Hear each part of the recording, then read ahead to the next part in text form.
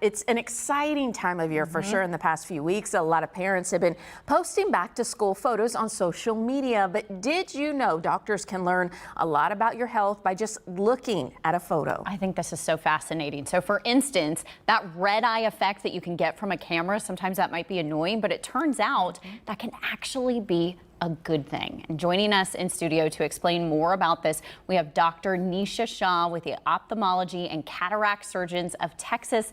Doctor, thank you so much for coming in early to chat with us about all of this. I truly think this is so interesting. Our viewers who may have little kids or families will want to know all about this. So if you talk about 4 health concerns that you can spot just from a photo, and you were referencing that red eye. Yeah, so when we're talking about red eye, what we mean is when you take a photo with flash, you get a reflection from the back of the eye. And you want to see that red reflex in both eyes equally.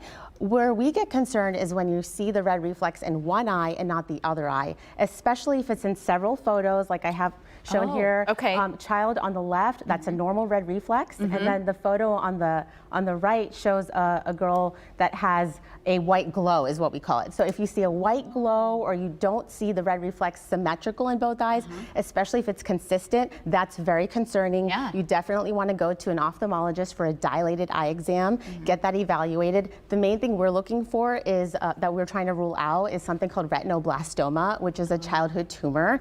And if caught early, these children do really well. Okay.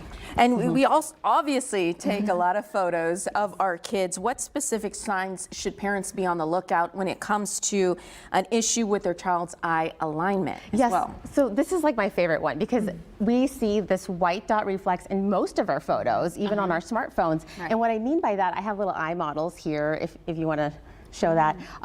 But so here we have this photo on the screen. Oh, that's my baby actually. So those are 2 examples. So my son, his is showing the cornea reflex that's straight, and it's showing that the white dot is on the same part of the cornea, which on my eye model here, it has the white dot in the same spot. But when the eyes are crossed, you see the white dot in different areas of the cornea, which is the front of the eye. And the reason why that's an issue is children who have one eye that's turned inward or outward, that eye can become a lazy eye. So we want to detect that early and fit them with glasses or prisms or patching to help prevent that from getting worse. So really, if you just notice anything that may be concerning, contact your ophthalmologist. Absolutely, right away. Okay. Yes. All right. So we also know that photos can capture thyroid eye disease. So let's talk about that. Yes, so in thyroid eye disease, one of the first things that we start seeing is something called eyelid retraction, which is when the upper and the lower eyelids can have this pulled back appearance. And we start seeing more of the white part of the eye. So this is a great photo here where you can see the white part, that's called the sclera, and you see it above and below the cornea where the lids are supposed to be. So if you see that, especially compared to your old, social media photos or any of your photos, and you say, wow, like this is here now, but it was never really there before, definitely see your ophthalmologist and we can do like a full thyroid workup and see what else is going on. Talk to us a little bit about droopy eyelid. What does that mean? Yeah, so droopy eyelid, as a general sense, is common, age-related changes, sometimes it's genetic. Where we start getting concerned is if we see it in children. So children with droopy eyelids, we worry that the droopiness can actually cause a blockage in their visual field, in their visual access, and that eye can become a lazy eye. In adults, we start getting really concerned if it's new. We want to rule out things like neurologic and muscular-related causes, especially if you're having symptoms like blurry vision, headaches, shortness of breath.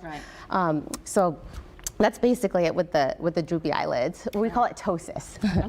Okay. Doctor, any other back to school tips that you would have for parents as they're getting ready to send their kids to school? Yeah, so I actually did this for my son. He's in preschool now. So, parents will say, or like the teachers will send a little list of like, hey, we need sunscreen, we need bug spray. It's okay to add some sunglasses in there and a hat. That's a great idea. UV light is not good for your, you want good UVA, UVB protection starting at an early age. That is a great tip. Very helpful. Yeah, Dr. Nisha Shah, thank you so much for joining us. Yeah, thanks for having me. All the work you do. Of course, you can find all this information and a replay of this segment online at click2houston.com right after the show. We'll be right back after the break.